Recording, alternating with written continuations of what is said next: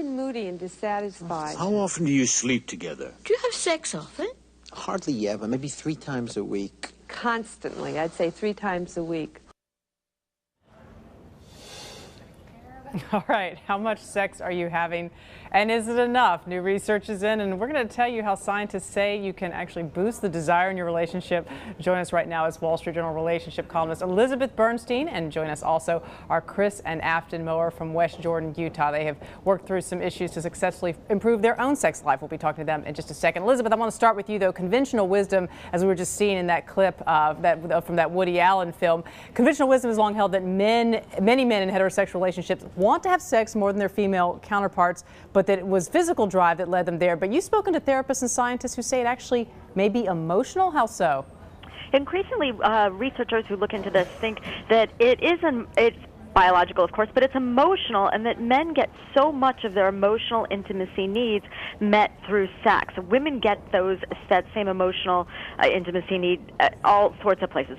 They can talk to their best friend for an hour, they can hug their children, they can hug coworkers, whatever, but they're getting it elsewhere. Chris, you were unhappy with the frequency of your sex life in your marriage, to the point at one point you were kind of keeping a notebook charting intimacy. What was that data telling you, and do you agree with what Elizabeth's saying, that there was an emotional component missing for you in that? Yeah, absolutely. So I started to create this notebook and keep track of the frequency of sex, who was initiating it, and also just my emotions and the thoughts about the way we were connecting during sex. The emotional part was a big part for me. So I learned, that we weren't having sex for 4 months at a time, maybe, and the times that we had it was because she initiated. So. And Afton, were you equally unhappy or concerned about the state of your physical relationship with your husband, or were you mostly unhappy that he was unhappy? Really mostly unhappy that he was unhappy. Chris was very loving and patient, and always gave so much to me emotionally that I was pretty content in that way. Didn't feel so much the need for physical.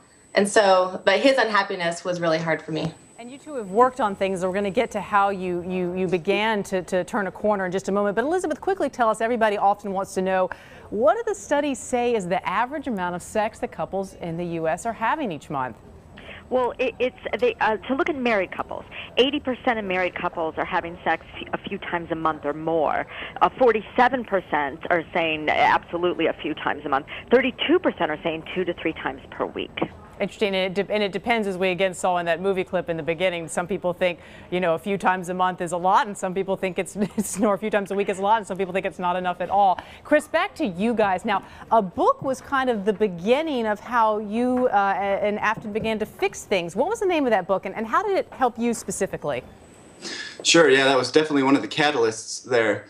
The name of the book is Passionate Marriage by Dr. David Schnarch. I picked it up and started reading, and I quickly came to realize that I was contributing to at least half of the issues we had sexually. It was pretty humbling to realize that. The other part is I realized that if I wanted to be happy, I needed to change something about myself, and it gave me the tools to do that by becoming more emotionally independent. What do you mean by that? I guess the ability to self-soothe, the ability to stand on my own 2 feet and understand what I want emotionally, understand what my emotional needs are, independent of someone else validating who I was. So. And Afton, you said reading the book actually made you feel more sexy, which made you feel like having more sex, and then subsequently you all are having more sex. Did you expect to get that out of reading the book, or were you sort of like, you weren't sure when you went into reading it? I didn't know what I would get. I just knew it was important to him. And really, when I started reading the book, it made me very uncomfortable because it was very explicit, and it seemed like the couples in their problems were solved a little too easily. But after, getting through the book, I read it very quickly. I was given, I gained that it was okay for me to be a low desire partner, and that was acceptable to be that way. And once I had permission to be that way, it made me reevaluate and say, well, is that really who I am? Because after we got married, I thought I had plenty of desire.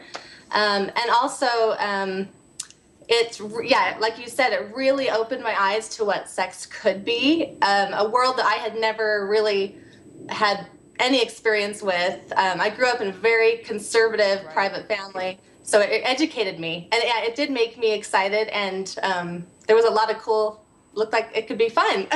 No, that's good. Fun is a good start when it comes to sex. Chris, I have to quickly ask you, because every man out there is going to want to know, are you content now with the frequency of how often you two are having sex, and how often are you having sex now? Well, 2-3 times a week at this point, but it's not necessarily the frequency as well. I mean, there was an emotional component that was a void, and it feels good to have that. Good, good. Well, thank you both so much for being here. We appreciate that. Appreciate it. Elizabeth Bernstein, more in her column, Bonds, in the Personal Journal section tomorrow.